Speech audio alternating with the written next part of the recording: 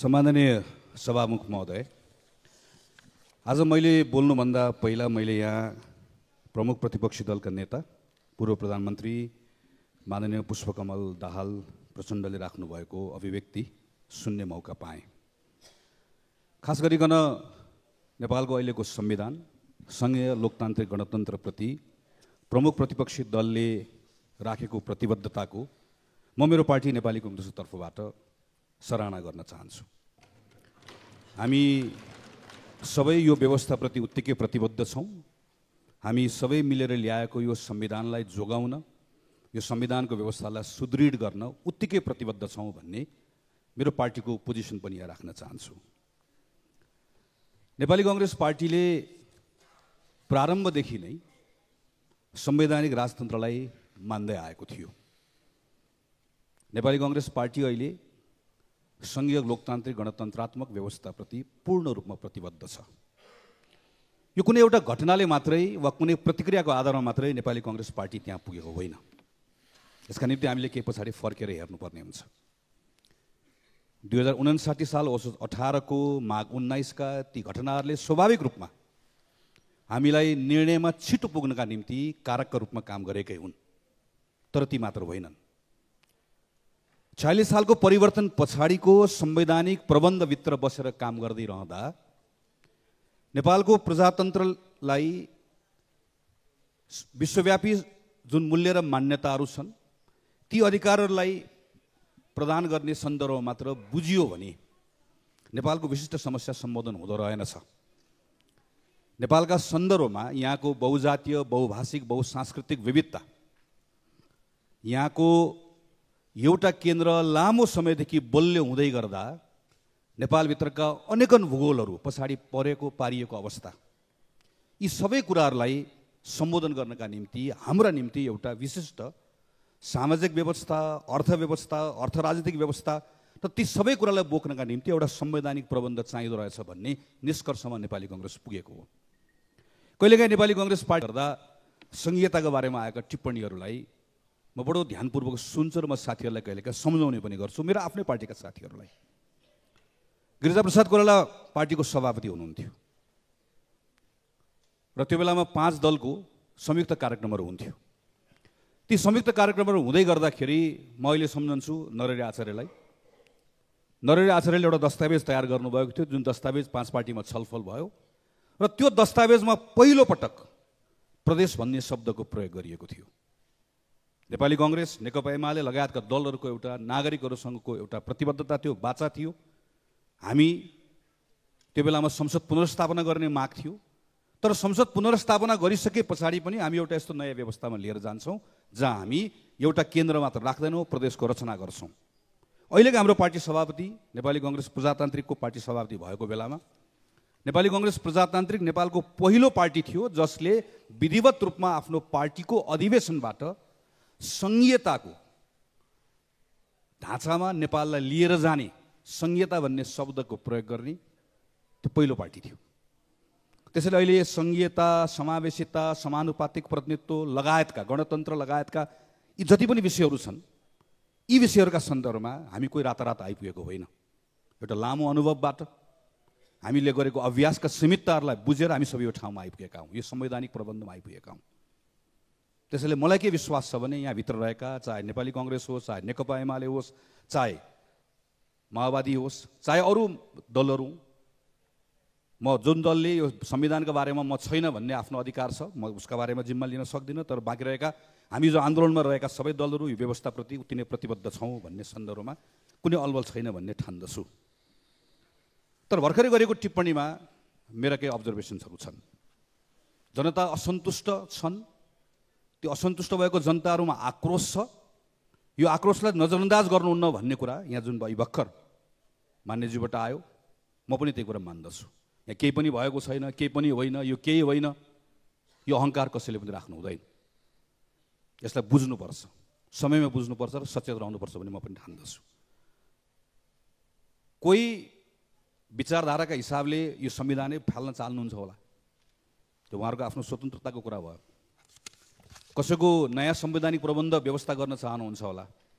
कोही यहीँभित्र अलिकति पानी धमिलो पार्न चाहनुहुन्छ होला, त्यो पनि उहाँहरूको कुरा भयो। मेरो त्यसका बारेमा पनि केही टिप्पणी छैन।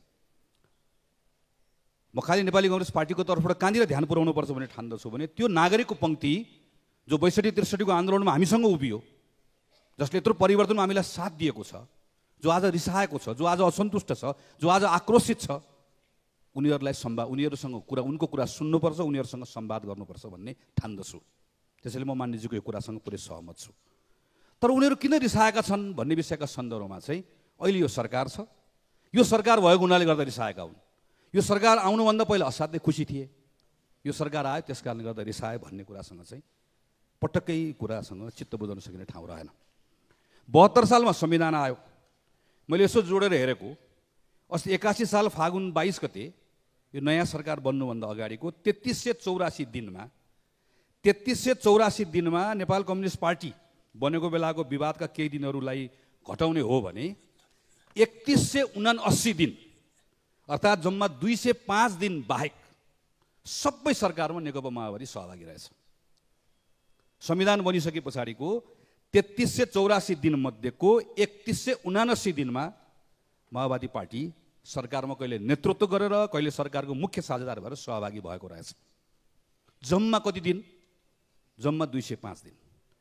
मैले योभन्दा पहिला भदौ 21 गते पनि यहीँभित्र प्रमुख प्रतिपक्षी दलको नेताको सम्बोधन सुनेको थिएँ। त्यसमा पनि कतिपय कुराहरू मलाई एकदम चित्त बुझेको थियो, कतिपय कुराहरू मैले त्यसलाई स्वीकार पनि गरेको थिएँ। तर त्यो बेलामा भनेको कुरा अहिले पनि म सम्झन्छु। भर्खर सरकार नयाँ बनेको 41 दिन भएको थियो। मलाई त्यही बेलामा पनि बोल्न मन लागेको थियो, मैले थोरै बोलेको पनि थिएँ एउटा सानो सन्दर्भमा। नेपाल बङ्गलादेश बन्ला, नेपाल श्रीलङ्का बन्ला भनेर भनेको म सम्झन्छु। अहिले यहाँ प्रसङ्गहरू आए, यो सरकार बनेको कुरा नै असंवैधानिक छ भनेर भनेको कुरा पनि आयो। म यो पनि सम्झन्छु। यही रोस्टममा उभिएर यहाँ हामी त्यो प्रमुख प्रतिपक्षी दलको बेन्चमा बसिरहेको बेलामा प्रधानमन्त्रीको हैसियतमा बोल्दै गर्दा तपाईँ काङ्ग्रेस र एमाले मिलेर सरकार चलाउनु भए चलाउनुहोस्, तपाईँहरूलाई शुभकामना छ, राम्रोसँग चलाउनुहोस्, हामी प्रमुख प्रतिपक्षी दलमा बस्छौँ भनेर भन्नुभएको होइन, तपाईँलाई शुभकामना छ भन्नुभएको होइन। त्यो बेलामा पनि संविधान त यही थियो, संविधानको धारा त यही थियो। म त्यो पनि सम्झन्छु। यो रोस्टममा केही दिन अध्यादेशको बारेमा व्यापक चर्चा पनि भयो। 72 साल पछाडि सम्माननीय सभामुख महोदय 57 वटा अध्यादेश आयो। यो अहिले पछिल्लो समयमा आएका यी 5-6 वटा अध्यादेशभन्दा बाहेकका सबै अध्यादेश ल्याउने कुरामा एउटा या दुईटा छोडेर सबैमा प्रमुख प्रतिपक्षी दल अध्यादेश ल्याउने पक्षमा थियो, अर्थात् सरकार थियो। सबै अध्यादेश ल्याउने क्रममा त्यो अध्यादेश आउँदै गर्दा राजनीतिक दल फुटाउने अध्यादेश पनि आयो, संवैधानिक परिषद सम्बन्धी अध्यादेश पनि आयो। म व्यक्तिगत रूपमा के ठान्दछु भने मालाफाइड इन्टेन्सनबाट र कन्स्टिट्युसनमा फ्रड गर्ने गरिकन अध्यादेश ल्याउने कुरा भनेको त्यो संवैधानिक अधिकारको दुरुपयोग हो। त्यसकारणले गर्दा मेरो पार्टी सरकारमा भएको बेलामा जतिखेर दल फुटाउने अध्यादेश ल्याइयो वा संवैधानिक परिषद सम्बन्धी अध्यादेश ल्याइयो, मेरा आफ्नो सीमाहरू थिए, तर त्यो सीमाभित्र रहेर त्यो अध्यादेशहरू ल्याउने कुरा गलत भन्ने पोजिसन हिजो पनि थियो।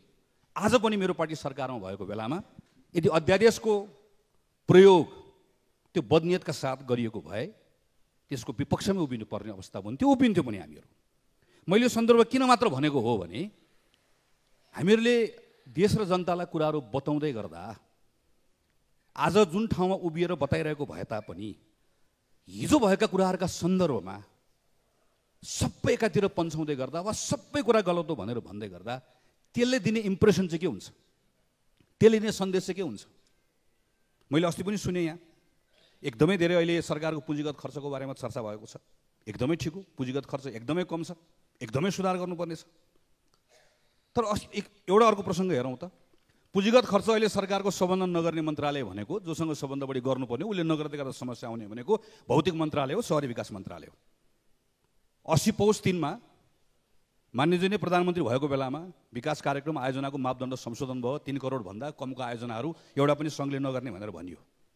अहिलेको सरकार जसले अहिलेको बजेट कार्यान्वयन गर्दैछ 79 वटा योजना त 1 लाख भन्दा मुनिका योजनाहरू छन् सङ्घको, 626 वटा योजना 5 लाखको दरको योजनाहरू छन्।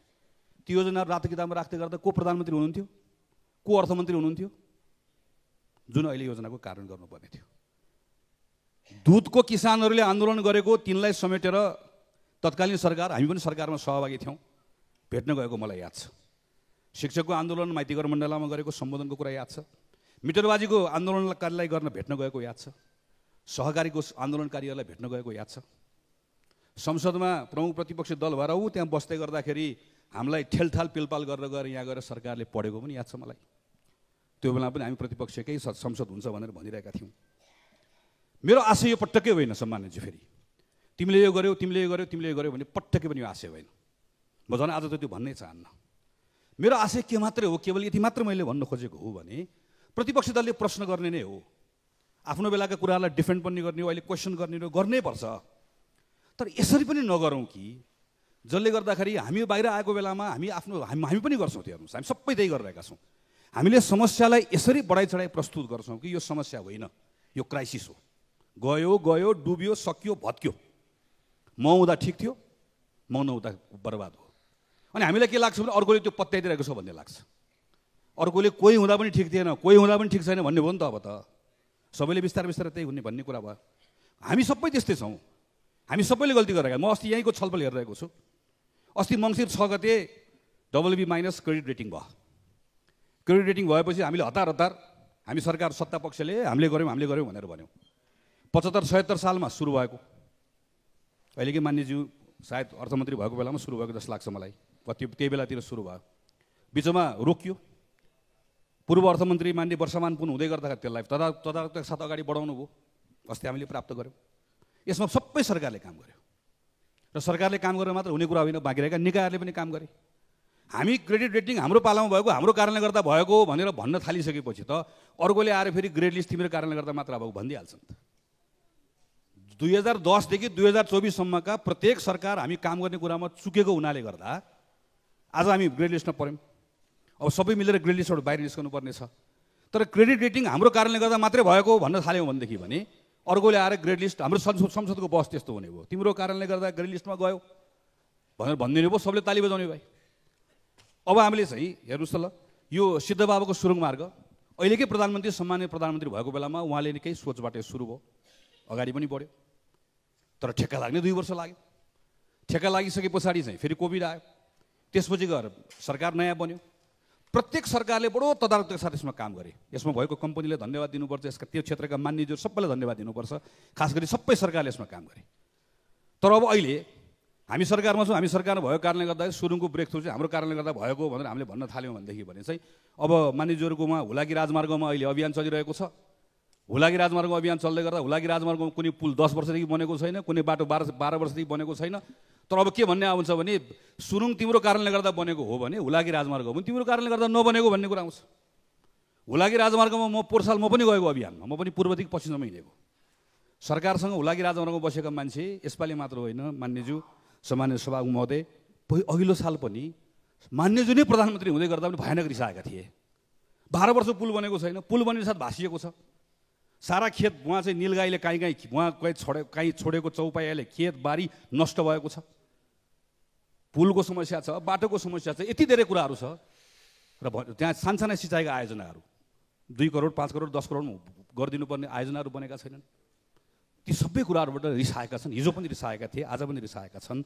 मैले केवल यति मात्र आग्रह गर्न खोजेको, फेरि पनि आग्रह गर्छु सम्माननीय सभामुख महोदय मार्फत कि हामीहरू चाहे हामी सरकार पक्ष हौँ, नेपाली कङ्ग्रेस, नेकपा एमाले, माओवादी, हामी जति पनि छौँ वा प्रतिपक्ष माओवादी केन्द्र होस्, हाम्रो अवस्था कस्तो भइसक्यो भने कहिलेकाहीँ त्यहाँ बसेर एकजना सम्मानजीले बोल्दै गर्दा, अहिलेका सम्मानजीले वा पूर्व सम्मानजीले बोल्दै गर्दाखेरि कतिखेर ताली बजाउने हो, कतिखेर ताली नबजाउने झुकिसक्यो हामीहरू।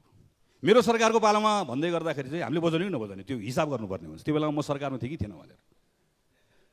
यो हामी प्रतिपक्षमा भएको यस्तो गऱ्यो भनेको बेलामा चाहिँ ताली बजायो भने हामीलाई गाली पो गरे हो कि कन्फ्युज हुन्छ हामी यति धेरै अदला बदली गरिसक्यौँ। यहाँ फेरि अहिले पर बस्ने दलहरू पनि धेरै फरक हुनुहुन्न। उहाँहरू पनि कहिले यता कहिले उता भएको सबै मिसिएकै छौँ हामीहरू। हामीले यो बिचको समयमा हामीले धेरै कुराहरू गऱ्यौँ, धेरै कुराहरू गर्न चुक्यौँ, धेरै कुराहरू सुधार्नै पर्नेछ, एकदमै सुधार्नु पर्नेछ। म त्यसका बारेमा पनि आउँछु। तर विषयवस्तु यसरी प्रस्तुत नगरौँ कसैले पनि, न सरकार पक्षबाट न प्रतिपक्षबाट, जसले गर्दा बाहिर सुन्नेलाई यस्तो लागोस् कि बर्बाद भयो, सकिएछ, खतम भएछ, केही पनि बाँकी छैन। एउटाले अर्कोलाई भन्दै गर्दा सुन्नेले के सुनिरहेको हुन्छ भने केही समय अगाडि त सरकारमा देखेकै थियो त बाबा, हेरिरहेकै थियो त, उसलाई के लाग्छ? उसले पत्याउँछ? उसले म चाहिँ पानीमाथि ओभानो हुँ बाँकी सबै पानी मुनि डुबेका हुन् भन्दा पत्याउँछ, अरू तिमी हिलोमा डुबेको म चोखो भन्दै गर्दा पत्याउँछ। म को ओभानो को चोखो पनि भनिरहेको छैन। समस्याहरू छन्, समस्याहरूको हल खोज्नुपर्छ। समस्या सृजना हामीले नै गरेको, कमजोरी हाम्रो नै हुन्, सच्याउनुपर्छ भनिरहेको छु। खालि मेरो आशय यसरी नजाउँ भन्ने मात्रै हो। यहीँभित्र अर्को एउटा समस्या पनि छ, एउटा अवधारणा छ, इल्युजरी सुपेरियोरिटी इफेक्ट भन्दो रहेछ। यो श्रेष्ठताको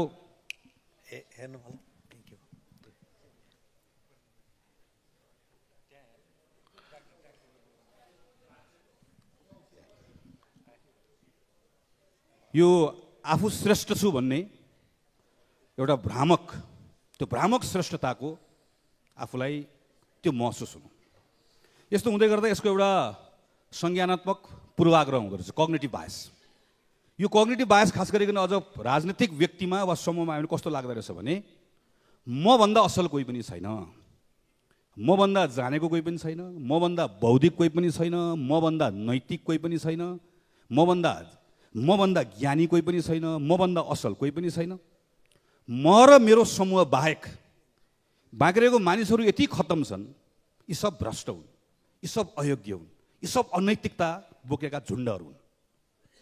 म कहिलेकाहीँ संसदभित्र हेर्छु, संसद बाहिर हेर्छु, हान्ने साँडे जस्तो दौडिरहेको हुन्छौँ हामी, फापानो फुपू गरेर, र भन्दै गर्दा जम्मा एउटा कुरा हुन्छ, यतातिर फर्केर त भ्रष्ट, त खत्तम, त अयोग्य, तेरो सबै परिवार, तेरा पार्टी, तेरा सबै कुरा अयोग्य, म नैतिक, म असल, मैले जति जानेको कसैले छैन, सबै कुरा मलाई थाहा छ। यो पनि समस्या हो। यसले के गर्छ, यसले पनि अहिले मैले भनेको बाहिर जुन भावना बनिरहेको छ यसले पनि त्यतैतिर बल पुर्याउँछ। किन बल पुर्याउँछ भने यसरी चर्को हुँदै जाँदै गर्दा यो सबैलाई डिसमिस गर्न खोज्दै गर्दाखेरि आफू पनि सँगसँगै डिसमिस भइरहेको भइन्छ है हामी। अस्ति यहाँ एउटा चर्चा भयो, बदेल र उसलाई मात्र किन देश बिगार्नेलाई पनि ठोक्ने बन्दुक चाहिन्छ, खतरै कुरा भने जस्तो लाग्यो होला। त्योभन्दा खतरा अर्कोले भनिदिन्छ नि त सिंहदरबार जलाइदिनुपर्छ भनेर, त्यो पो ठिक हो कि भन्ने लाग्छ। त्यो सिंहदरबार जलाइदिनुपर्छ भनेर भनेको खतरा लाग्छ भनेको बेलामा त्योभन्दा खतरा अर्कोले भनिदिन्छ कि व्यवस्था पल्टाइदिनुपर्छ, सडकमा आयो त व्यवस्था पल्टाइदिनुपर्छ भनेर खतरा लागिरहेको बेलामा अर्को खतरा निस्किसक्नु। उहाँले के भनिसक्नुभयो भने तिमीहरू त देखेर मात्र आएका हो, भिडमा खास गरेको त मैले हो, अस्तिसम्म सिग्नेचर गरेको थियो, चुनाव लडाएको थियो, सांसद भएको थियो, भत्ता खाथ्यो, गरेको त मैले, मेरै पछि त आएको नि भने आज अन्तर्वार्ता पढिरहेको थिएँ। कोभन्दा को खतरा भन्ने प्रतिस्पर्धा त चलिहाल्छ नि। अब दलै खोलेर बसेकोलाई त दल अर्कोले त भन्ने नै भयो। यसले पनि समस्या गरे सामान्य सभाको मते, किनभने यो विषयका सन्दर्भमा हामी जसरी छलफल गरिरहेका छौँ, बहस गरिरहेका छौँ, हाम्रो छलफल बहसको प्रभाव यहाँभित्र मात्र सीमित छैन। म भर्खर पूर्वी पहाडमा पनि गएर आएँ, पश्चिमका पहाडहरूमा गएँ, मधेसमा गएर आएँ। म गएका कार्यक्रमहरूमा, पार्टीको कार्यक्रमहरूमा देखिने गरी कार्यक्रमहरूमा देखिन्छौँ, सहभागी हुन्छौँ। तर म साँझ बिहान समय बिताएको छु, बसेको छु, त्यहाँका मानिसहरूसँग अन्तर्क्रिया गरेको छु, फरक पार्टीका साथीहरूसँग भेट्ने कोसिस गरेको छु, मानिसहरूको कुरा सुन्ने कोसिस गरेको छु। त्यसको आधारमा मैले गरेको अवलोकन हो यो।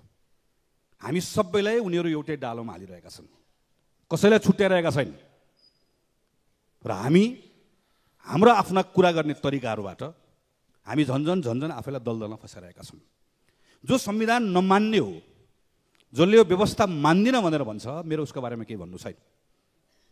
यो संवैधानिक प्रबन्धलाई बदलौँ भनेर भनेको कुरा यो व्यवस्था मान्दिनँ भनेकै भयो। हिजो योभन्दा अगाडिको संविधान हुँदै गर्दा यो संविधान अब बदल्नुपर्छ, यो संविधान मान्दिनँ भनेर मैले बोल्दै गर्दाखेरि म राजुरोको मुद्दा बोकेको मानिस हुँ। म जस्तै थुप्रै हुनुहुन्छ। यो लोकतान्त्रिक गणतन्त्रात्मक व्यवस्था हो, यसको ब्युटी नै यही हो। यसमा यो व्यवस्था मान्दिनँ भन्न पनि पाइयो, यो व्यवस्थामाथि प्रश्न गर्न पनि पाइयो, घृणा, राष्ट्रद्रोह, हाम्रो आफ्नो संविधानका सीमाहरू छन्, ती सीमाहरूभित्र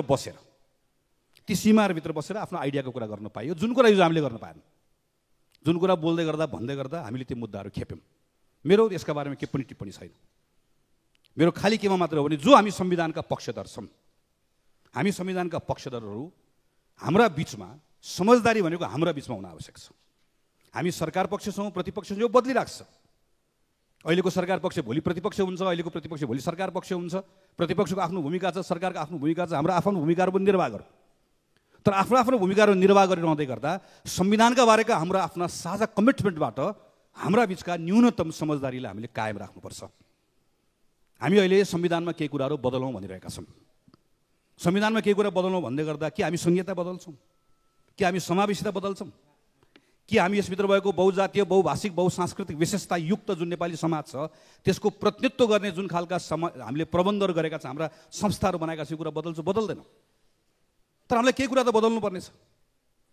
हामी निर्वाचन प्रणालीमा केही कुरा बदल्न चाहन्छौँ, हाम्रो समावेशिता समानुपातिक प्रतिनिधित्वलाई कायम राखेर। हाम्रो संहिताको ढाँचामा हामी यसलाई अझै कामकाजी बनाउन चाहन्छौँ। हाम्रो सरकारी खर्च असाध्यै महँगो भयो, यत्रो धेरै जनप्रतिनिधि किन चाहियो, यसको सङ्ख्या घटाउन चाहन्छौँ हामी। यस्ता थुप्रै प्रबन्धहरू छन् जुन प्रबन्धहरू हामी बसेर सल्लाह गरेर गर्न सक्छौँ। हामीले यति मात्र भनिरहेको त हो नि, हामी पहिला नेपाली कङ्ग्रेस पार्टीभित्र छलफल गर्छौँ, किनकि हाम्रै पार्टीभित्र भिन्न भिन्न मतहरू छ। त्यो भिन्न भिन्न मतहरूमध्ये एउटा मत हामीले बनाएका छौँ, यति कुरा गर्न सकिन्छ भनेर। सरकारमा सँगै नेकपा एमालेसँग छौँ, पहिला नेकपा एमालेसँग कुराकानी गर्छौँ, उहाँहरू हाम्रो बिचमा सबै कुरा मिल्छ भन्ने छैन। संविधानका सन्दर्भमा हाम्रा साझा कुराहरू के छन् त्यो हामी पहिलाउँछौँ। हामी साझा कुरा यो हो कि संविधानका फन्डामेन्टल कुरा चलाउनु हुँदैन, यो संविधानलाई अझै कामकाजी बनाउनुपर्छ, अझै सार्थक बनाउनुपर्छ। यो 10 वर्षको 8 वर्षको अनुभवबाट हामीले सिकेको कुराहरूबाट संविधानले जुन उद्देश्य पूर्ति गर्नका निम्ति जे कुराहरू लेखेको छ त्यसभित्र केही सकारात्मक सोचका साथ त्यही कुरा बदल्न सकिन्छ, बदल्नुपर्छ। यो कुरामा हाम्रो कुरा मिल्छ। त्यसो बदल्ने भनेको कुराहरू के हुन्, हामी यहाँ कुरा गर्न चाहन्छौँ। हामी यो कुरा गरिसकेपछि निश्चित रूपमा सबभन्दा पहिला हामी कोसँग कुरा गर्न चाहन्छौँ, हामी माओवादीसँग कुरा गर्न चाहन्छौँ। हामी यसको पार्टनर हो, हामीले सँगै बसेर बनाएको। हामी त्यो कुराकानी गरिसकेपछि अरू बाँकी रहेका मधेस केन्द्रित दलहरू छ, हामी उहाँहरूसँगै बसेर कुराकानी गर्छौँ। नयाँ आउनुभएको दलहरू हुनुहुन्छ, उहाँहरूसँग बसेर कुराकानी गर्छौँ, कुराकानी गरौँ। त्यसबाट हाम्रो समझदारीबाट हामी कुन कुन कुराहरू बदल्न सक्छौँ ती कुराहरू हामीले बदल्ने हो। यी केही कुराहरूलाई हामी सकारात्मक ढङ्गले लिएर जान सक्दैनौँ। हामी संविधानकै बहसमाथि पनि तल तहमा अहिले म जाँदै गर्दा कसरी बहस गरेका छौँ। हामी एउटाले संविधान हाम्रै बिचमा है, संविधान नमान्ने त धेरै परको कुरा भइहाल्यो, हाम्रै बिचमा एकअर्कालाई प्रश्न गर्दै हामीले कस्तो बनाइदिएका छौँ। म चाहिँ सङ्घीयता समानुपातिक समावेशिता यो कुरा जोगाउने पक्षमा छु, अर्को पार्टीहरूलाई भाड्ने पक्षमा छ। तल के भएको छ, तल प्रदेशहरूका सन्दर्भमा हामीले प्रदेशहरूलाई कामकाजी बनाउन नसकेको सङ्घको कारणले गर्दा हामीले अधिकार नदिएर मुठी कसेर हामीले एकअर्कालाई दोष लाएर के गर्ने।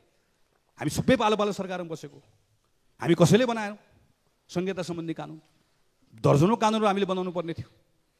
हामीले अहिले पार्लियामेन्टकै रेकर्ड हामीले पल्टाएर हेऱ्यौँ भने हामी देख्न सक्छौँ नि, हामी सबैले यसमा जति काम गर्नुपर्ने गरेनौँ। त्यसको कारणले गर्दा प्रदेशले ठिक ढङ्गले काम गर्न सकेन। प्रदेशले ठिक ढङ्गले काम गर्न नसकेको कारणले गर्दा प्रदेशमाथि प्रश्न आयो। प्रदेशमाथि प्रश्न आउँदै गर्दा त्यसको प्रयोग संविधान चाहिँदैन, व्यवस्था चाहिँदैन भन्ने स्वाभाविक रूपमा गर्ने अवस्था बन्यो। हामीले एकअर्कालाई दोष लाएर भन्दा पनि हामीले अहिले छलफल गरेर संवाद गरेर हामीले बनाएको यो प्रादेशिक व्यवस्थामा प्रदेशलाई कामकाजी कसरी बनाउने, यसलाई संविधानसँग केही कुरा जोड्नुपर्ने होला, कानुनसँग केही कुरा जोड्नुपर्ने होला, यी विषयहरूमा हाम्रा बिचमा थप छलफलको आवश्यकता छ भन्ने लाग्छ। हो, यो भनिरहँदै गर्दा हाम्रा पार्टीहरूका बिचका यी समझदारी आवश्यक छन्। तर सँगसँगै हामी सरकार पक्ष छौँ, हामी प्रतिपक्ष छौँ। प्रतिपक्षले अपोजिसनको ठाउँबाट खास गरिकन यहाँ अहिले भ्रष्टाचारका विषयमा, कुशासनका विषयमा उठाएका कुराहरूका सन्दर्भमा यी कुराहरू उठी पनि राख्नुपर्छ। जहाँ गलत भएको छ ती प्रश्नहरू, यस्तो अझै धारिलो प्रश्नहरू यहाँभित्र आउनै पर्छ। यसैले सच्याउँछ, यसैले सरकारलाई सचेत पनि गराउँछ, भएका गल्ती कमजोरीहरूलाई सुध्रनका निम्ति बाध्य पनि बनाउँछ। हिजो हामी अपोजिसनमा बस्दा त्यही कुरा गरेको। आज हामी सत्तापक्ष हुँदै गर्दा सरकारका जुन ठाउँ बसेर सरकार सञ्चालन हुन्छ त्यो ठाउँमा हामी त्यही नै गरिरहेका छौँ, कोही चुकेका छैन। प्रतिपक्षको बेन्चबाट गर्ने कुराहरू यी कुराहरू हुनुपर्छ, यसलाई म स्वागत गर्छु। तर सँगसँगै कतिपय कुराहरूका सन्दर्भमा त फेरि पार्टनरसिपको कुरा पनि होला। कतिपय कुराहरू, कतिपय विधेयकहरू यही संसदभित्र बसेर यही सरकारले ल्याएका विधेयकहरू जस्ताका तस्तै सरकारका विधेयकहरू पारित हुने हो भने त समितिमा गएर सबैभन्दा बढी संशोधन हाल्ने सांसदहरू हामीहरू बनेर सरकारले ल्याएका विधेयकहरूमा यत्रो संशोधन हालेर यसलाई सुधार गर्नुपर्ने कुरा किन हुन्थ्यो होला। त्यसैले सरकारले ल्याएका कतिपय विधेयकहरूका सन्दर्भमा, कानुन निर्माण गर्ने कुराका सन्दर्भमा, चाहे त्यो सामाजिक सञ्जाल सम्बन्धी कानुन होला, चाहे पछि आउने भूमिको कानुन होला, यस्ता कतिपय कानुनहरूमा त हामीसँगै फेरि साझेदारी गर्ने होला नि त, सँगसँगै बसेर यसलाई सच्याउनु पर्ने कुराहरू होलान्। यी कुराहरूका सङ्गमा म सँगसँगै कामहरूमा आग्रह गर्न चाहन्छु। यत्रो ठुलो ग्लोबल पोलिटिकल अहिले अपिभल भएको छ के सरकार पक्ष प्रतिपक्ष हामीहरूसँगै बसेर नेपालको फरेन पोलिसीका सन्दर्भमा हामीले एकअर्कालाई आरोपित गर्नु मात्र हुन्छ। अब हामीसँगै बसेर यो बेलामा नेपालले आफूलाई कसरी सम्हाल्ने कुरा गर्नु पर्दैन। म मान्य जनार्दन शर्माले यहाँ उभिएर बोलेको सम्झन्छु, एकअर्कालाई आरोप प्रत्यारोप नगरौँ, सुसूचित बहस गरौँ, कम्तीमा यसरी जाउँ भनेर भनेको कुरा सम्झन्छु र त्यही कुरालाई फेरि एकपटक यहाँ दोहोऱ्याउन पनि चाहन्छु। यहाँ पटक पटक कुरा उठेको छ, भ्रष्टाचारका विषयमा कुरा उठेको छ, काण्डरका बारेमा कुरा उठेको छ। म आज नेपाली कङ्ग्रेसको तर्फबाट आग्रह गरेर भन्न चाहन्छु, सम्माननीय सभामुख महोदय मार्फतबाट भन्न चाहन्छु, ती के कुराहरू हुन्, कुन कुन विषयहरू? अख्तियार दुरुपयोग अनुसन्धान आयोग छ, सम्मानित अदालत छ, हाम्रो आफ्नो प्रहरी प्रशासन छ। हिजो राज्यको प्रहरी प्रशासन हुँदै गर्दा, सरकार हुँदै गर्दा सरकारले गरेको अनुसन्धानमा चित्त बुझेन, त्यस कारणले गर्दा हामीलाई संसदीय समिति चाहिन्छ भनेर हामीले संसदीय समिति माग्यौँ। अहिले राज्यको तर्फबाट गरिएको कुनै अनुसन्धानमा त्यहाँभित्र फेयर भएको छैन भन्ने, यहाँभित्र आशंका छ, संशय छ, प्रश्न छ, आरोप छ, ती कुन कुन विषयहरू छुट्याएर कुरा गरौँला। ती कुन कुन विषयहरूमा छानबिन समिति बनाउनु पर्ने हो, कुन विषय हामीलाई संवैधानिक निकायले गर्छ भन्ने कुरामा विश्वास छैन। ती कुन कुन काण्डहरू? एउटा काण्डमा हामीले सधैँभरि काण्ड काण्ड काण्ड भनेर यताबाट उता काण्ड, उताबाट यता काण्ड भन्दिएर होइन। ती नेपालभित्र भएका घटेका काण्डहरू हुन्। ती काण्डमा जोसुकै संलग्न हुन्, तिनले सजाय पाउनै पर्छ भन्ने बारेमा न सरकार पक्ष हुन्छ न प्रतिपक्ष हुन्छ। हामी एक ठाउँमा आएर ती कुराहरू गर्ने हो। ती कुराहरू गर्नका निम्ति खुला छलफल गरौँ, सुसूचित बहस गरौँ। सम्पत्ति छानबिनको कुरा पटक पटक उठ्छ यहाँभित्र। यही हाम्रै पार्टीका सांसद साथीहरू हिजो सरकार पक्ष हुँदै गर्दा उहाँहरूले संसदमा विशेष प्रस्ताव दर्ता गराउनु भएको छ। हामी सबै बोलिरहेका छौँ, हामी सबै एउटै पेजमा छौँ। एउटै पेजमा छौँ भने मिलेर गरौँ।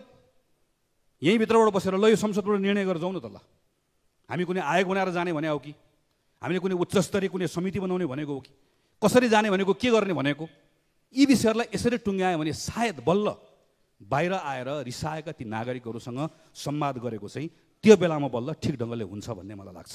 मैले यो गरौँ भनेर भनिरहँदै गर्दा म आफै सरकारमा छु भन्ने कुरा बिर्सेको छैन। मेरो पार्टी र नेकपा एमाले पार्टी मिलेर बनेको यो सरकार, अरू पार्टीहरू मिलेर बनेको सरकार सबभन्दा बढी ठिक भन्नुभएको छ, सबभन्दा बढी सुधार गर्ने जिम्मेवारी सरकारकै सन्दर्भमा छ।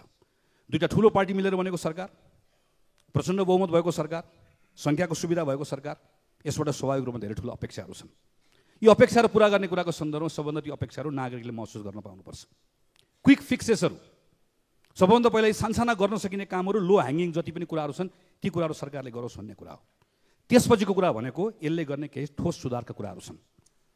अहिले यहाँभित्र पनि पटक पटक अध्यादेश भन्ने कुरा उठेर आउँछ। मैले यसलाई कसरी बुझेको छु भने 2-3 दिन अगाडि मैले कतै पढेँ कि हाम्रो एउटा मूर्धन्य व्यक्तित्व प्रभाकर शमशेरको नाममा एउटा लेक्चर भएको रहेछ। त्यो लेक्चरमा सिरिजमा डाक्टर कृष्णमूर्ति सुब्रमण्यम जो अहिले आइएमएफको डिरेक्टर पनि हुनुहुन्छ, पहिला आर्थिक सल्लाहकार हुनुहुन्थ्यो, उहाँको एउटा स्टेटमेन्ट मैले कोट गरेको, उहाँले पनि अरूलाई कोट गर्नुभएको, कौटिल्यलाई कोट गर्नुभएको, हे राजा तिमी आऊ र आर्थिक क्रियाकलापमा भइरहेको अवरोध हटाऊ, त्यो बेलाको शासक, त्यसपछि मात्र देशले समृद्धि प्राप्त गर्छ। अहिले गरिएको सरकारलाई म धन्यवाद दिन्छु। अहिले सरकारले गरेको कानुनी सुधार, यो वर्षौँदेखि सबै काम हामी गर्छौँ भनेर राज्यले जुन नियन्त्रण गर्न खोज्यो यसलाई फुक्का गर्न खोजेको। अरू म त भन्छु अरू 50औँ अरू कानुन छन्, ती कानुनलाई खारेज गर्नुपर्छ। 50औँ कानुन बदल्नुपर्छ, 100औँ निर्देशिकाहरू खारेज गर्नुपर्छ। हाम्रो कामै के भएको त सरकारको कामै कोही नागरिकले के कुरा गर्न खोज्यो हामी त्यसलाई रोक्न गएका छौँ। यहीँभित्र सम्मानित सभामुखले अहिले यत्रो कुरा यता अध्यादेशबाट सुधार गर्ने कानुन ल्याउँदैछौँ, फेरि अर्कोतिर विद्युत लगायतका विधेयकहरू हेऱ्यो भने कतिपय ठाउँमा पछाडि फर्किने कोसिस गर्दैछौँ। हामीले विषयको सन्दर्भमा सरकारले गम्भीरतापूर्वक सोचोस्, यो कुरा ठिक ढङ्गले गएका छन्। यो ठिक ढङ्गले गएर अलिकति वातावरण बन्यो भने बल्ल अनि हामीले संरचनागत परिवर्तन ठिक ढङ्गले गर्न सक्छौँ। तर यसका लागि सरकारले ट्रस्ट अर्न गर्नुपर्छ। संरचनागत परिवर्तन सजिलो छैन। यी परिवर्तनहरू गर्ने कुरामा त यत्रो अवरोध छ भने ती परिवर्तन सजिलो छैन। ट्रस्ट अर्न गर्नुपर्छ। ट्रस्ट अर्न गर्ने कुराको सन्दर्भमा 2-3 कुरा सरकारको ध्यान जानैपर्छ। म सम्माननीय सभामुख महोदय मार्फत सम्माननीय प्रधानमन्त्रीलाई भन्न चाहन्छु, जुन कुरा उहाँसँग एक्लै भेट्दा पनि भनेको छु, राजनीतिक दलका नेताहरूसँग भेट्दै गर्दा पनि भनेको छु कि सरकारका सन्दर्भमा सरकारले के कुरामा ध्यान दिनुपर्छ। एक, सरकारले कानुनहरू निर्माण गर्दै गर्दा ती कानुनहरूले सुधार गर्ने कुरा बृहत्तर सार्वजनिक हितका निम्ति हुनुपर्छ। कुनै एउटा व्यक्ति वा कुनै समूहले त्यसको लाभ लिन हुँदैन भन्ने कुरातर्फ सरकार जसरी प्रश्न उठेको छ निरन्तर सचेत रहनुपर्छ। सरकारका निर्णयहरूका सन्दर्भमा यहाँ पटक पटक कुरा उठेको छ। अस्ति माननीय उप प्रधानमन्त्रीले एउटा जिम्मा लिएर भन्नुभएको छ। तर जिम्मा लिँदै गर्दा सँगै यो पनि ख्याल राख्नुपर्छ कि पार्लियामेन्टले पनि निरन्तर हेरिरहेको हुन्छ, हामी सबैले हेरिरहेका हुन्छौँ। हामी गभर्नरको नियुक्ति नजिकबाट हेरिरहेका हुन्छौँ, हामी आइजिपीको नियुक्ति नजिकबाट हेरिरहेका हुन्छौँ। को व्यक्ति भयो को व्यक्ति भएन, यति सानो नेपाल त सबैले थाहा पाउँछ। यो प्रत्येक कुरामा सरकारले आफ्नो एक्सनबाट, आफ्नो कामबाट, आफ्नो निर्णयबाट संसदको पनि र अरू राजनीतिक दलको पनि आम मानिसहरूको विश्वास जित्ने वातावरण बनाउन सक्नुपर्छ। मेरो अर्को आग्रह छ सरकारलाई, सरकारका मान्य मन्त्रीजीहरूलाई, यो नचाहिने ठाउँमा हात हाल्नु। यो नचाहिने ठाउँमा हात हालेर नदुखेको टाउको यो कपाल बाँधेर दुखाउने भनेको जस्तो जुन कुरा चलाउनै हुन्न, जुन कुरा आवश्यकै छैन, त्यो अनावश्यक विषयहरूमा गएर सरकारले नचाहिने काम पनि नगरोस् भन्ने पनि मेरो सँगसँगै आग्रह छ। अर्को महत्त्वपूर्ण कुरा भनेको दण्ड जरिवाना गराउने कुराको सन्दर्भमा जो सरकारसँग भएको आफ्नो अधिकारको कुरा हो, त्यो अधिकारको प्रयोग गर्दै गर्दा न्यायपूर्ण भएन, विवेकपूर्ण भएन भने प्रश्न लगातार उठिरहेको छ, जुन बन्द कोठाभित्र पनि हामी भनिरहेका छौँ। चाहे त्यो सहकारीको प्रकरण होस्, चाहे त्यो सार्वजनिक जग्गा हिनामिनाको प्रकरण होस्, चाहे त्यो मानव बेचबिखनको प्रकरण होस्, चाहे त्यो क्याम्पस तोडफोड गर्ने मान्छे होस्, सरकारले कतिखेर अझै बढी विश्वास आर्जन गर्छ भने यसमा कोही काखा कोही पाखा, मेरो तेरो, यो दलको यो झन्डा बोक्ने, मेरो पार्टीको यो त्यो नहेरिकन निर्मम भएर कानुन सबको लागि बराबर छ भन्ने कुरालाई स्थापित गराउनै पर्छ। त्यसपछि बल्ल एउटा विश्वासको वातावरण, त्यो विश्वासको वातावरण चाहिएको छ। सम्माननीय सभामुख महोदय, किन विश्वासको वातावरण चाहिएको छ भने काङ्ग्रेस र एमाले र काङ्ग्रेस मिलेर बनेको सरकारले अहिले सुरुवात गरेको आर्थिक सुधारको कामलाई अझै गति दिनुपर्नेछ, यसलाई बढाउनु पर्नेछ। यस्तो वातावरण बनाउनु पर्नेछ कि नेपालभित्र काम गर्न सकिन्छ भन्ने वातावरण बनाउनु पर्नेछ। नेपालभित्र काम गर्दै गरेका नौजवानहरूलाई हौसाउनु पर्ने वातावरण बनाउनु पर्नेछ। त्यो वातावरण बनाउनका निम्ति ती नागरिकहरूसँग संवाद गर्नुपर्नेछ। नागरिकसँग संवाद गर्नका निम्ति विश्वास आर्जन गर्नुपर्नेछ। विश्वास आर्जन गर्नका निम्ति आज उठेका यी प्रश्नहरूलाई सम्बोधन गर्नै पर्छ। यी प्रश्नमा काहीँ गल्ती चुकेको अवस्था बनेको छ भने त्यसलाई सच्याउनै पर्छ। यसबाट यसबाट भागेर पनि हुन्न, यसलाई ढाकेर पनि हुन्न। सम्माननीय सभामुख महोदय, मेरा भनाइहरू टुङ्ग्याउने क्रममा म एउटा दुईवटा कुरा आग्रह गरेर टुङ्ग्याउँछु। मलाई पुरानो व्यवस्था चाहिन्छ भन्ने स्वतन्त्रता मैले अहिले पनि भने, यसको प्रयोग होस्, केही छैन। म स्पेनमा देख्छु नट माई किङ भन्ने मुभमेन्ट चलिरहेको छ, बेलायतमा नट माई किङ भन्ने मुभमेन्ट चलिरहेको छ। मोनार्की भएको देशमा मोनार्की चाहिँदैन, मोनार्की नभएको देशमा अहिले फ्रान्सको कुरा भन्नुभयो मान्यजीले, वर्षौँ पछाडि चलिरहेको हुन्छ। यतातिर योभन्दा बढी मेरो टिप्पणी केही पनि छैन। म खालि युवा साथीहरूलाई मेरो आग्रह छ, खास गरी तन्निरे साथीहरूलाई म मेरो भनाइहरू टुङ्ग्याउने क्रममा आग्रह गर्न चाहन्छु। मैले 2048 सालमा एसएलसी दिएको, 2046 सालको आन्दोलनमा सहभागी भएको, क्लास 9 पढ्दै गर्दाखेरि मैले नेपालले दह्रोसँग खुट्टा उभिन देखेको त्यही बेलामा हो। हाम्रो विद्यालयहरू कस्ता थिए, म त काठमाडौँ जन्मिएको अझ, सडक कस्तो थियो, बाआमाले सुनाएका कथाहरू कस्तो थियो मलाई थाहा छ। राजनीतिक दल हामी आयौँ, सरकार बन्यो, उद्योग धन्दाहरू खुल्न थाले, धेरै ठुलो परिवर्तन छोटो समयमा आयो। हामीले गल्ती गऱ्यौँ, हामी चुक्यौँ। दलहरू हाम्रो आफ्नो आफ्नो दलभित्रका अनावश्यक कुराहरूमा हामी चुक्यौँ, सरकार चलाउन सकेनौँ, मध्यावधिमा गयौँ। त्यही बेलामा नेपाल एउटा ठुलो युद्धमा पर्यो। त्यो युद्ध नेपालको लागि आवश्यक थियो, कसैको दाबी होला, आवश्यक थिएन, मेरो आफ्नो कुरा छ। तर जे होस्, एउटा यस्तो परिस्थिति आयो कि म 22-23 वर्षको उमेरमा क्याम्पस पढ्न पुग्दै गर्दाखेरि यस्तो अवस्था आयो कि त्यो बेलामा नेपालभित्र एक ठाउँबाट ठाउँमा जानको लागि भिजा चाहिन्थ्यो। कहीँ जान पाइन्छ कि पाइँदैन थाहा थिएन। एउटा यस्तो अलि पछाडि यस्तो अवस्था आयो कि नेपाललाई स्वर्ग बनाउँछु भनेर शासन सत्ता हातमा लिइसके पछाडि म यसो तन्नेरी साथीहरूलाई यसो सम्झनु, म आफ्नो बेलाको सम्झेर भन्न चाहन्छु। रातारात हामी कुरा गर्दा गर्दा हाम्रो फोन गयो, हाम्रो इन्टरनेट गयो, सडकमा हिँड्दा हिँड्दै हामीलाई उठाएर लिएर जाने भयो, हामी थुनिने भयो। यो सबै कुराहरू हामीहरू अनुभव गरेर आयौँ। हाम्रा कति साथीका बाहरू मारिए, कति साथीका आमाहरू मारिए, अहिले पनि हामी सँगसँगै छन्, यता पनि छन् उता पनि छन्। हामी ठुलो युद्धबाट बाहिर निस्केर आएको। म तन्देरी साथीहरूलाई भन्न चाहन्छु, पार्लियामेन्टबाट अहिलेको जस्तो इलाम घुम्न जाउँ, पोखरा घुम्न जाउँ, यहाँ ट्रेक जाउँ, यहाँ यो गरौँ, यहाँ त्यो गरौँ भन्ने हाम्रो पालामा तपाईँहरूको उमेर हुँदै गर्दा हामी सोच्न पनि सक्दैन थियो। किनकि प्रत्येक दिन मानिस मारिएको समाचार सुनेर उठ्नका निम्ति हामी अभिशप्त भएका थियौँ। यसको अर्थ त्यो बेलाको जुन अवस्था छ त्योसँग तुलना गरेर जे भइरहेको छ ठिक भइरहेको छ भन्ने होइन। मेरो अनुभवको आधारमा म अपिल गर्दैछु, 50 देखि 60 सम्मको 10 वर्ष युद्ध हिंसा यही समयमा गयो हाम्रो। 60 देखि 70 सम्मको 10 वर्ष यही संसदमा हामी बस्यौँ, उभियौँ, राजनीतिक सङ्क्रमणको व्यवस्थापनमा गयो। 70 देखि 80 सम्मको 10 वर्ष यो संविधान कार्यान्वयनमा गयो। अहिले बल्ल हामी बिस्तार हाम्रो लोकल गभर्मेन्टहरू आएका छन्, प्रोभिन्सियल गभर्मेन्ट आएका छन्, बल्ल हामी सुरुवात गर्दैछौँ। अब यो 80 देखि 90 को 10 वर्ष सरकारमा को रहला को नरहला छोडिदिउँ। यो 80 देखि 90 को 10 वर्ष त अब हामी त विकासको 10 वर्ष बनाउने होला, समुन्नतिको 10 वर्ष बनाउने होला। हाम्रो प्रतिस्पर्धा पनि यो सरकारमा बस्ने र त्यहाँ बस्नेले अब आउने 84 सालको चुनाव प्रतिस्पर्धा गर्दै गर्दा मेरो पार्टी सरकारमा रहँदै गर्दा मैले कति रोजगारी सृजना गरेँ, मैले कति वैदेशिक लगानी लिएर आएँ, मैले कति पर्यटक भित्र आएँ, मैले कति नयाँ युवाहरूलाई अवसर दिएँ, मैले के गरेँ भन्ने आधारमा हामीले दाबी लिएर जाने होला। नयाँ आउने पार्टीले वा प्रतिपक्षमा बसेका पार्टीहरूले हामी त्योभन्दा राम्रो गर्छौँ, हामीसँग विकल्प यो छन्, योजना यो छन् भनेर जाने होला। हाम्रा बिच यी कुरामा प्रतिस्पर्धा गर्ने होला। तर 80 र 90 को यो दशकलाई फेरि अर्को एउटा पोलिटिकल एडभेन्चरको दशक बनायो भने मैले 48 सालमा एसएलसी दिएको मान्छेले मैले त्यो बेलामा म 17-18 वर्षको उमेरदेखि अझ 14-15 वर्ष उमेरदेखि विद्यार्थी सङ्गठनको राजनीति गर्दै आएको, नजिकबाट देखेको छु, देश घुमेको छु, हेरेको छु। हाम्रो 20औं वर्ष यो बिचमा भयो। यो 20औं वर्ष यी सबैका बावजुद पनि धेरै कुराहरू भए। तर यो 20औं वर्ष नभएको भए योभन्दा अरू धेरै कुराहरू हुन्थ्यो होला। त्यसैले मेरो तन्नेरी साथीहरूलाई आग्रह छ, हेर्नुहोस्, तपाईँले कम्तीमा तपाईँहरू डेटामा विश्वास गर्नुहुन्छ, तपाईँहरू नौजवानहरू हुनुहुन्छ, तपाईँहरू पढ्नु लेख्नुभएको साथीहरू हुनुहुन्छ, तपाईँहरूलाई कसैले आएर भनिदिन्छ, कहिले यहाँ आएर उभिएर भनिदिन्छ उहिले नेपालले धान बेच्थ्यो भनिदिन्छ, एकपटक तथ्याङ्क पल्टाएर हेर्नुहोस्। उहिले नेपाल स्वर्ग थियो भनेर भनिदिन्छ, तथ्याङ्क पल्टाएर हेर्नुहोस्। उहिले नेपाल असाध्यै राम्रो थियो, जताततै पूर्वाधार खानेपानी बिजुली सब थियो भनिदिन्छ, एकपटक तथ्याङ्क पल्टाएर हेरौँ। मैले तथ्याङ्क पल्टाएर हेरौँ भनेर भन्दै गर्दा अहिले असाध्यै राम्रो भन्ने तर्क होइन, योभन्दा धेरै राम्रो गर्नुपर्ने छ, योभन्दा धेरै राम्रो गर्न सकिन्छ। त्यसैले मेरो ती नौजवान साथीहरूलाई आग्रह हो, नौजवान साथीहरूलाई यी नौजवान साथीहरूसँगको मेरो आग्रह हो कि यो बेलामा हाम्रा वरिपरि जे अवसरहरू आएका छन् ती अवसरहरूलाई हामीले छोप्नुपर्ने छ। ती अवसरहरूलाई छोप्नका निम्ति हामीले अहिले प्राप्त गरेका यी जति पनि यो अहिलेको हाम्रो अवस्था खुला वातावरण छ, खुला वातावरणको प्रयोग गर्नुपर्ने छ। यो अघिल्लो 30 वर्षमा किन भएन, यो 30 वर्षमा किन भयो भन्ने कुराको जम्मा एउटा उदाहरण, जम्मा एउटा कारण हो। त्यो कारण भनेको फ्रिडम अफ चोइस गरेको सरकारले होइन, गरेको नागरिकले नै हो। लोकतन्त्रको सबभन्दा सुन्दर कुरा भनेको नागरिक यसमा सबभन्दा बलियो हुने हो। त्यो नागरिकको कुरा सुन्नका निम्ति ढिलो चाँडो सबै बाध्य हुन्छ, जो सुन्दैन त्यो जान्छ। दल बदल्ने हुन्छ, दलभित्रको नेता बदल्ने काम त हामी नै गरिहाल्छौँ नि, बदल्ने बेला भइसक्यो, अब हामी बदल्छौँ, बदल्ने कोसिस पनि गरेको। मेरो बलबुताले सकेको भए, मेरो बलबुताले भ्याएको भए त अहिले म यहाँ दलको नेता भएर बसिरहेको हुन्थ्यो होला, हात उठाएर बसेको हो र। यहाँभित्र प्रतिस्पर्धा गरिरहेका छौँ, यहाँभित्र बदल्ने कोसिस गरिरहेका छौँ, हाम्रा संस्थाहरूलाई ठिक बनाउने कोसिस गरिरहेका छौँ।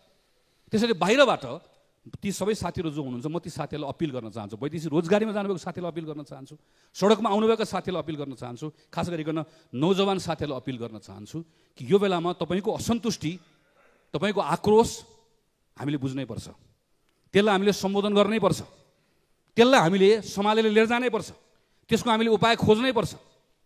म ती नौजवान साथीहरू जसले अहिले यति धेरै, म अस्ति सूचना प्रविधिका साथीहरूलाई भेटेँ, अस्ति मैले केही युवा साथीहरूको पडकास्ट सुनेँ, अस्ति केही युवा साथीहरूसँग बसेर अन्तर्क्रिया गर्ने, पाहाडका साथीहरू अन्तर्क्रिया गर्ने मौका पाएँ, अस्ति चितवनमा गएर युवा साथीहरू भेटेँ।